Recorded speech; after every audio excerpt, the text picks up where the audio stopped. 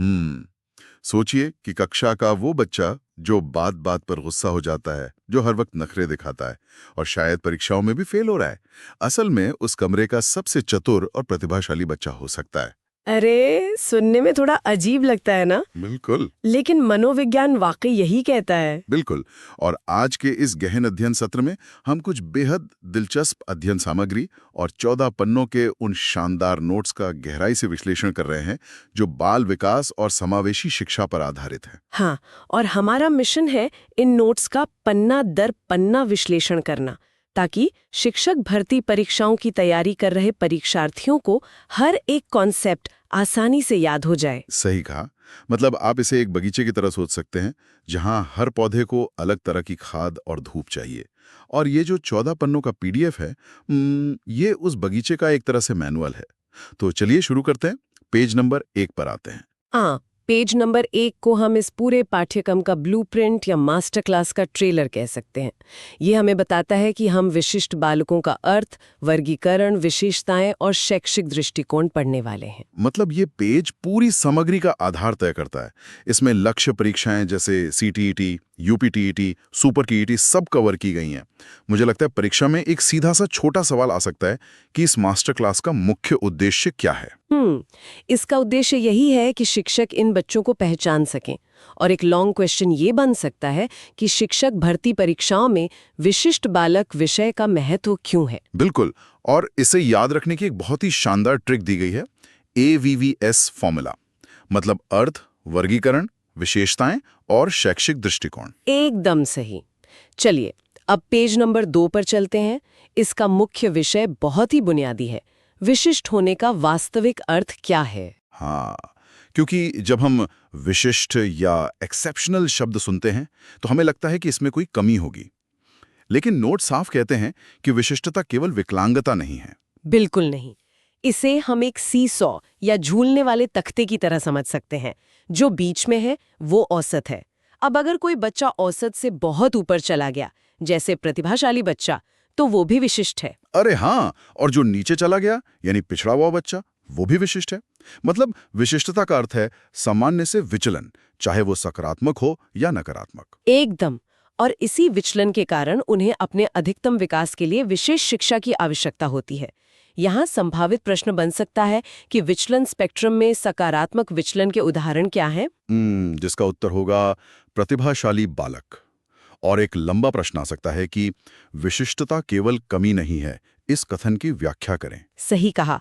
इसके लिए memory trick बस इतनी सी याद रखनी है, विशिष्ट मतलब अलग, चाहे आगे हो या पीछे। क्या बात है। अब पेज नंबर 3 पर आते हैं, जो परीक्षाओं के लिए बहुत ही अहम है। इसका विषय है महत्वपूर्ण मनोवैज्ञानिकों की परिभाषाएं। हाँ, क्योंकि परीक्षाओं में अक्सर सीधे कथन पूछ लिए जाते हैं। पर इन तीनों में अंतर कैसे करें? किर्क हैं, क्रो एवं क्रो हैं और क्रुकशैंक है। ये नाम थोड़े कंफ्यूजिंग हो जाते हैं। बहुत आसान है।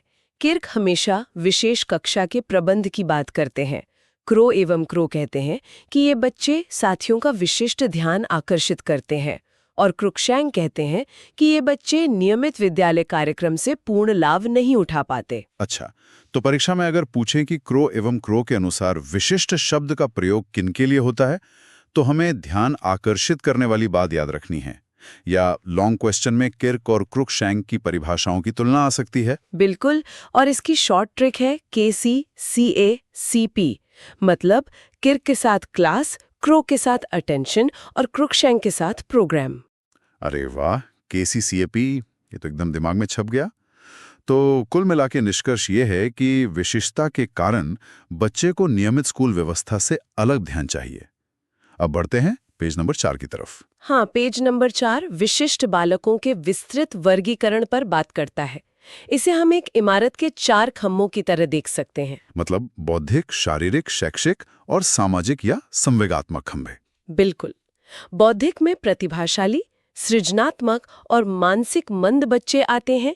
शारीरिक में दृष्टि, श्रवण, वाक दोष और अस्थि विकलांग बच्चे शामिल हैं। और शैक्षिक वाले में सीखने में अक्षम, पिछड़े और तीव्र बालक आते हैं। जबकि सामाजिक वाले खंबे में समस्यात्मक, अपराधी, कुसमायोजित और वंचित बच्चे रखे गए हैं। हाँ, तो इस पेज से एक छोटा सवाल बन सकता है कि दृष्टि दोष किस प्रकार की विशेषता है? उत्तर होगा शारीरिक। और बड़ा सवाल बन सकता है कि शैक्षिक और सामाजिक रूप से विशिष्ट बालकों की श्रेणियों का विस्तार से वर्णन करें।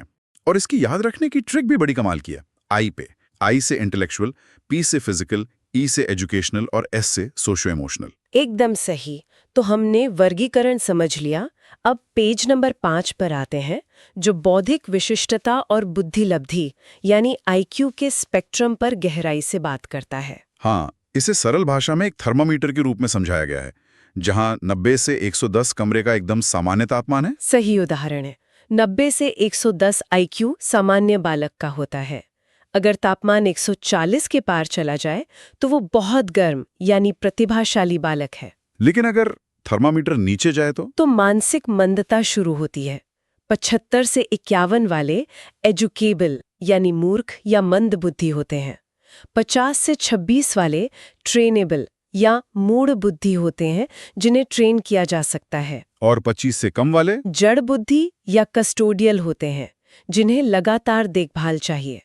तो यहाँ से सीधा सवाल बनता है कि ट्रेनेबल मंदबुद्धि बालकों का आईक्यू कितना होता है? जवाब होगा 26 से 50। और इसके लिए हमारी मेमोरी ट्रिक है 25-50-75 का नियम। 25 से कम कस्टोडियल, 25 से 50 ट्रेनेबल और 50 से 75 एजुकेबल। बहुत ही शानदार। तो चलिए, हमने पहले 5 पेज कवर कर लिए हैं और जैसा कि हमारे नोट्स का वादा था, अब समय है पहले क्विक रिवीजन सेक्शन का। मैं फटाफट 10 बहुविकल्पीय प्रश्न पूछता हूं, आप जल्दी जल्दी उत्तर दीजिएगा। बिल्कुल, मैं तैयार हूँ। पूछिए। पहला, विशिष्ट बालक का विचलन कैसा हो सकता है? सकारात्मक और नकारात्मक दोनों। सही। दूसरा, किसने कहा कि विशिष्ट बालक विशिष्ट ध्यान आकर्षित करते हैं? क्रो एवं क्रो। एकदम। तीसरा, विशेष कक्षा के प्रबंध की बात किस मनोवैज्ञानिक ने की है? सैमुअल ए किर्क ने। बहुत बढ़िया। चौथा, सीखने में अक्षम बालक किस वर्गीकरण में आते हैं? शैक्षिक वर्गीकरण में। पांचवा, समस्यात्मक बालक किस श्रेणी से संबंधित हैं? सामाजिक या संवेगात्मक श्रेणी से। छठा सवाल, सामान्य बालक की बुद्धि लब्धि कितनी होती है? 90 से 110 के बीच। सातवां, 140 से ज्यादा आईक्यू वाले बालक को क्या कहते हैं? प्रतिभाशाली। आठवां, एजुकेबल मंद बुद्धि का आईक्यू स्तर क्या है? 51 से 75। नौवां, 25 से कम आईक्यू वाले बालक क्या कहलाते हैं? जड़ बुद्धि या कस्टोडियल। और आखिरी सवाल, वाक दोष किस प्रकार की विशिष्टता है? शारीरिक विशिष्टता। कमाल है। और परीक्षार्थियों के लिए 5 वन लाइनर पॉइंट्स भी दोहरा देते हैं। पहला, विशिष्टता सामान्य से अलग होना है, केवल विकलांगता नहीं। दूसरा, वर्गीकरण के 4 आधार हैं, बौद्धिक, शारीरिक, शैक्षिक और सामाजिक। तीसरा पॉइंट, क्रुशैंक नियमित विद्यालय कार्यक्रम से लाभ न ले पाने पर जोर देते हैं। चौथा, आईक्यू 90 से 110 औसत है, इससे ऊपर या नीचे विशिष्टता शुरू होती है। और पांचवा, मानसिक मंदता को कस्टोडियल, ट्रेनेबल और एजुकेबल में बांटा गया है। तो चलिए अब वापस अपनी डीप डाइव में चलते हैं और पेज नंबर 6 खोलते हैं। इसका विषय है बौद्धिक शिखर, प्रतिभाशाली बनाम सृजनात्मक। हाँ, गिफ्टेड वर्सेस क्रिएटिव। यहाँ एक बहुत बड़ी गलतफहमी दूर की गई है। अक्सर लोग सोचते हैं कि अगर बच्चा स्मार्ट है, उसका आईक्यू 140 है, तो वो हमेशा क्रिएटिव भी होगा। लेकिन ऐसा नहीं है ना। नोट्स में एक वेन डायग्राम से समझाया गया है कि प्रतिभाशाली होना मतलब बहुत तेज गति से सीखना, लेकिन सृजनात्मक होना मतलब नया विचार लाना। बिल्कुल, सृजनात्मकता का मतलब है मौलिकता या आउट ऑफ द बॉक्स चिंतन। एक औसत बुद्धि वाला बच्चा भी सृजनात्मक हो सकता है। मतलब सृजनात्मक होने के लिए 140 आईक्यू जरूरी नहीं है। तो परीक्षा में शॉर्ट सवाल आ सकता है कि सृजनात्मक बालक की सबसे प्रमुख विशेषता क्या है? उसका उत्तर होगा नवीन विचारों की उत्पत्ति या मौलिकता। और ट्रिक है, गिफ्टेड माने तेज दिमाग, क्रिएटिव माने नया विचार। एकदम सटीक। अब पेज नंबर 7 पर आते हैं। शैक्षिक रूप से विशिष्ट बालक, पिछड़ापन और अक्षमता। मुझे हमेशा इन दोनों में कंफ्यूजन होता था। हाँ, ये दोनों अलग हैं। सी बाट के अनुसार पिछड़ा बच्चा वो है जो अपनी उम्र के बच्चों से शैक्षिक रूप से पीछे है। कोई भी कारण हो सकता है। लेकिन अधिगम अक्षमता यानी लर्निंग डिसेबिलिटी अलग है। इसमें बच्चे का आईक्यू सामान्य होता है, लेकिन उसे पढ़ने या लिखने के प्रोसेस में न्यूरोलॉजिकल समस्या होती है। बिल्कुल, इसे ऐसे समझें जैसे कंप्यूटर का हार्डवेयर तो ठीक है, पर किसी खास सॉफ्टवेयर में दिक्कत है। जैसे पढ़ने में दिक्कत हो तो डिसलेक्सिया, लिखने में हो तो डिस्ग्राफिया और गणित में हो तो डिस्कैल्कुलिया। तो यहाँ संभावित प्रश्न है, गणितीय गणना संबंधी विकार को क्या कहते हैं? उत्तर है डिस्कैल्कुलिया। और लॉन्ग क्वेश्चन आ सकता है कि सी बार्ट के अनुसार पिछड़े बालक की परिभाषा दें और अधिगम अक्षमता से इसका अंतर बताएं। और इसकी ट्रिक भी मजेदार है।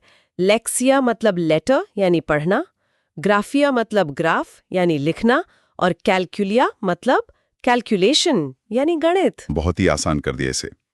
अब आते हैं पेज नंबर 8 पर, सामाजिक एवं संवेगात्मक रूप से विचलित बालक। हाँ, यहाँ बात व्यवहार की हो रही है। कुछ बच्चों की समस्या पढ़ाई में नहीं बल्कि उनके बर्ताव में होती है। बिल्कुल। इसे 4 हिस्सों में बांटा गया है: समस्यात्मक, अपराधी, कुसमायोजित और वंचित। मतलब समस्यात्मक वो हैं जो झूठ बोलते हैं या चोरी करते हैं, वैलेंटाइन कहते हैं कि इन्हें विशेष निर्देशन चाहिए, और अपराधी वो हैं जो 18 वर्ष से कम आयु में कानून तोड़ते हैं। सही कहा।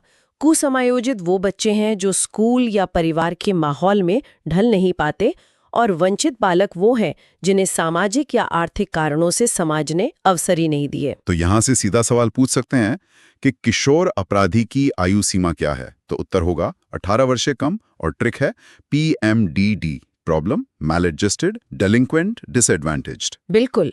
अब पेज नंबर 9 एक तुलनात्मक विश्लेषण करता है, सामान्य बनाम विशिष्ट बालक। इसके लिए जो पारिवारिक कार और रेस कार का रूपक है वो मुझे बहुत पसंद आया। एक पारिवारिक कार या सामान्य बालक कहीं भी आसानी से एडजस्ट हो जाता है, उसका व्यक्तित्व उभयमुखी होता है और संवेगों पर नियंत्रण होता है। लेकिन एक रेस कार यानी विशिष्ट बालक को एक विशेष ट्रैक की जरूरत होती है। उनके संवेग अस्थिर होते हैं और वे या तो अंतर्मुखी होते हैं या फिर अति आक्रामक। उन्हें समायोजन में बहुत कठिनाई होती है। हाँ, तो शॉर्ट प्रश्न हो सकता है कि विशिष्ट बालकों का व्यक्तित्व प्रायः कैसा होता है, और ट्रिक है AEIOU, adjustment, emotion, IQ, outward health और यूनिक पर्सनालिटी। ये ट्रिक एग्जाम हॉल में बहुत काम आएगी। चलिए अब पेज नंबर 10 पर चलते हैं, जहां से समस्या के बजाय समाधान की बात शुरू होती है, समावेशी शिक्षा का उदय। मतलब अब तक हमने सिर्फ अलग-अलग तरह के बच्चों को समझा, अब उन्हें पढ़ाना कैसे है वो देखेंगे। इतिहास में तो पहले बच्चों को बाहर रखा जाता था, जिसे एक्सक्लूजन कहते हैं। हाँ, फिर उन्हें अलग स्कूल में भेजा गया यानी सेग्रीगेशन। फिर एक ही स्कूल में अलग क्लास बनी जिसे इंटीग्रेशन कहते हैं। लेकिन सबसे सही समाधान है इंक्लूजन यानी समावेशन, जिसका मतलब है कि सभी बच्चे एक ही कक्षा में अपनी जरूरतों के अनुसार पढ़ते हैं, क्योंकि अलगाव प्रकृति के विरुद्ध है। बिल्कुल। तो एग्जाम में पूछ सकते हैं कि समावेशी शिक्षा का मूल सिद्धांत क्या है? उत्तर होगा समान अवसर और अलगाव का विरोध। और इसकी प्रोग्रेस ट्रिक है ESII, एक्सक्लूजन, सेग्रीगेशन, इंटीग्रेशन, फिर इंक्लूजन। बेहतरीन। और इसी के साथ हमारे 10 पेज पूरे हो गए। तो अब समय है दूसरे क्विक रिवीजन सेक्शन का। मैं फिर से 10 सवाल दागने वाला हूं, तैयार हैं? एकदम तैयार हूं। चलिए, पहला, आउट ऑफ द बॉक्स चिंतन किस बालक की विशेषता है? सृजनात्मक बालक की। सही। दूसरा, सी बार्ट के अनुसार जो बालक अपनी आयु वर्ग से शैक्षिक रूप से पिछड़ जाते हैं वे क्या कहलाते हैं? पिछड़े बालक। तीसरा, डिस्ग्राफिया का संबंध किस विकार से है? लिखने संबंधी विकार से। एकदम सही। चौथा, वैलेंटाइन के अनुसार किन बालकों को विशेष निर्देशन चाहिए? समस्यात्मक बालकों को। पांचवा, सामान्य बालकों का व्यक्तित्व प्रायः कैसा होता है? उभयमुखी यानी एम्बिवर्ट होता है। छठा सवाल, किस मॉडल में विशिष्ट बालकों को पूरी तरह से शिक्षा से बाहर रखा जाता था? एक्सक्लूजन या बहिष्कार मॉडल में। सातवां, समावेशी शिक्षा किस सिद्धांत पर आधारित है? समान अवसर और अलगाव के विरुद्ध। आठवां, 18 वर्ष से कम आयु में कानून तोड़ने वाले बालक क्या कहलाते हैं? किशोर अपराधी बालक। नौवां, क्या सृजनात्मक बालक का IQ 140 से अधिक होना अनिवार्य है? बिल्कुल नहीं। और 10वां सवाल, जो बालक विद्यालय के वातावरण के साथ सामंजस्य नहीं बिठा पाते उन्हें क्या कहते हैं? कुसमायोजित बालक। परफेक्ट। और 5 वन लाइनर पॉइंट्स भी जल्दी से बता देते हैं। पहला, सृजनात्मकता मौलिकता से जुड़ी है जबकि प्रतिभा उच्च बुद्धि से। दूसरा, अधिगम अक्षमता में बालक का IQ सामान्य होता है लेकिन अभिव्यक्ति में समस्या होती है। तीसरा पॉइंट, वंचित बालक समाज और संस्कृति द्वारा अवसरों से पीछे छूट जाते हैं। चौथा, विशिष्ट बालकों में संवेगात्मक अस्थिरता सामान्य बालकों से अधिक होती है। और पांचवा, समावेशन एकीकरण का उन्नत और भेदभाव रहित रूप है। तो चलिए अब पेज नंबर 11 पर आते हैं। समावेशी शिक्षा की 4 प्रमुख प्रक्रियाएं। हाँ, ये एक सीढ़ी की तरह है। रातों रात समावेशन नहीं होता। पहली सीढ़ी है मानकीकरण, यानी समाज में उनके लिए सामान्य माहौल बनाना। और दूसरी सीढ़ी है संस्था रहित शिक्षा, यानी डी-इंस्टीट्यूशनलाइजेशन। मतलब उन्हें विशेष आवासीय संस्थानों से निकालकर आम जनता के बीच लाना। बिल्कुल। तीसरी सीढ़ी है मुख्यधारा या मेनस्ट्रीमिंग, जिसमें उन्हें सामान्य बालकों के साथ शैक्षिक कार्यक्रमों में जोड़ा जाता है। और आखिरी है पूर्ण समावेश, जहां बिना किसी भेदभाव के नियमित कक्षा में शिक्षा दी जाती है। तो यहाँ प्रश्न बन सकता है कि संस्था रहित शिक्षा से क्या तात्पर्य है? और ट्रिक है NDMF: normalisation, deinstitutionalisation, mainstreaming और फुल इंक्लूजन। बहुत अच्छे। पेज नंबर 12 पर इसके उद्देश्य और विशेषताएं बताई गई हैं, क्योंकि सिर्फ बच्चों को एक कमरे में बिठा देने से तो काम नहीं चलेगा ना। हाँ, लक्ष्य सिर्फ बैठाना नहीं है, लक्ष्य है उनके अंदर का आत्मविश्वास जगाना, उन्हें समान शैक्षिक अवसर देना और समाज का एकीकरण करना ताकि दूरियां मिटे। और सबसे जरूरी चीज LRE, यानी कम प्रतिबंधात्मक वातावरण या लीस्ट रिस्ट्रिक्टिव एनवायरनमेंट प्रदान करना। तो परीक्षा में सीधा सवाल आएगा कि LRE का अर्थ स्पष्ट करें, और इसकी ट्रिक है CESL, मतलब कॉन्फिडेंस, इक्वालिटी, सोशल इंटीग्रेशन और LRE। सही। अब सवाल उठता है कि ये सब कक्षा में लागू कौन करेगा? पेज नंबर 13 इसी बारे में है, शिक्षक की भूमिका और शिक्षा व्यवस्था। हाँ, एक शिक्षक के पास अपना एक खास टूल किट होना चाहिए। उसे हर बच्चे के सीखने की गति के अनुसार व्यक्तिगत ध्यान देना होगा। बिल्कुल। अगर मंदबुद्धि बच्चा है तो उसके लिए ऑडियो विजुअल एड्स जैसी विशेष शिक्षण विधियां इस्तेमाल होंगी। और अगर बच्चा 140 IQ वाला प्रतिभाशाली है तो क्या उसे बोर होने दें? नहीं, उसके लिए संवर्धन या एनरिचमेंट प्रोग्राम होगा या फिर स्किप ग्रेडिंग की जाएगी। मतलब अगर वो बहुत तेज है तो सीधे अगली कक्षा में प्रमोट कर दिया जाएगा। और साथियों ने सही मार्गदर्शन और परामर्श भी देना होगा। तो यहाँ से सवाल आ सकता है कि प्रतिभाशाली बालकों के लिए स्किप ग्रेडिंग क्या है? और इसकी ट्रिक है ISEG: individual attention, special methods, enrichment, guidance. बहुत ही सटीक विश्लेषण। और इसी के साथ हम आ गए हैं पेज नंबर 14 पर, जो इस पूरे डीप डाइव का सारांश है। विविधता ही कक्षा की वास्तविक शक्ति है। मुझे इसमें वो जिक्सॉ पजल वाला उदाहरण बहुत ही कमाल का लगा। जैसे पजल का हर टुकड़ा अलग होता है, कुछ टेढ़े मेढ़े होते हैं, लेकिन जब वे मिलते हैं तभी पूरी तस्वीर बनती है। बिल्कुल। विशिष्टता कोई समस्या नहीं है, ये मानव मस्तिष्क की प्राकृतिक विविधता है। एक सफल शिक्षक इस विविधता को पहचानकर हर बच्चे की क्षमता को निखारता है। तो परीक्षा में पूछ सकते हैं कि शिक्षक भर्ती परीक्षाओं में समावेशी दृष्टिकोण का परीक्षण क्यों किया जाता है? क्योंकि वो ऐसा शिक्षक खोजना चाहते हैं जो इस पजल थ्योरी को समझे, जो हर बच्चे की अद्वितीय क्षमता का सम्मान करे। एकदम सही। और चर्चा को समाप्त करते हुए मैं एक बहुत ही गहरा विचार छोड़कर जाना चाहती हूँ। सोचिए, अगर हमारे स्कूल आज वास्तव में इस समावेशी शिक्षा को 100% लागू कर दें, तो क्या होगा? तो 15 से 20 वर्षों के बाद जब ये छात्र कॉर्पोरेट जगत या कार्यक्षेत्र में प्रवेश करेंगे, तो हमारी कंपनियों और समाज का ढांचा पूरी तरह बदल चुका होगा। उन्हें विविधता सिखानी नहीं पड़ेगी, वे उसे जीकर आए होंगे। क्या वहां भी पूर्ण समावेशन नहीं आ जाएगा? देते हैं परीक्षार्थियों, इन ट्रिक्स को परीक्षा हॉल में जरूर याद रखिएगा। चीजों को नए नजरिए से देखते रहिए और उस जिक्सॉ पजल के हर टुकड़े का सम्मान करना सीखते रहिए।